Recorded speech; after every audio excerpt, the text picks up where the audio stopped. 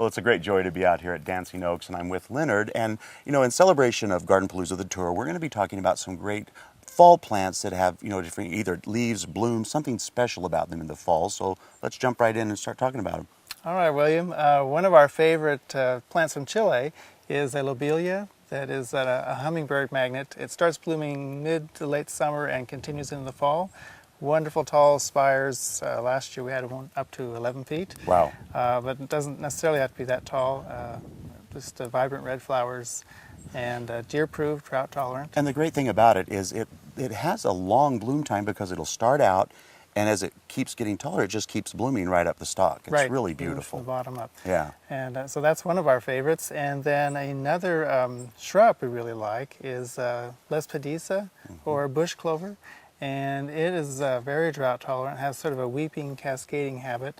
I've seen a wonderful planting along a bank where it's hanging down over into a driveway. And it's deep pinkish purple flowers. It's in a pea family. Yeah. And you can cut it all the way to the ground the next year, or just leave it grow and have And let it get even more drapey, if you will. Yeah. So that's a wonderful plant. And of course, we're always partial to the hardy hibiscus. Yeah, you have and to we've be. talked about those before. They're so beautiful. Yeah, and nothing says summer in Oregon to us. And, Yeah.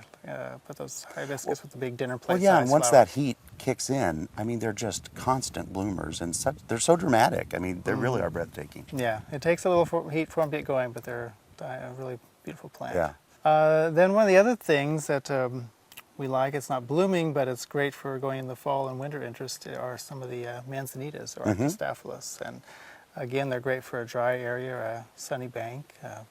Wayside is one we have now that's about 3 feet tall, 8 feet wide, evergreen and winter blooming, and a good tough plant. They really are, and a lot of the barks are cool. I mean, there's a lot of variation in color, even if the blooms aren't that valid in the fall.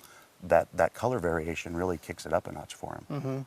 So that's a wonderful plant. And then there's also some of the echinaceas that are still doing well, and tomato soup and coral reef are two really nice ones that are blooming late. And so much work's been done with echinaceas. The variety is just, it's almost crazy how many you can choose from now and really get a long bloom time.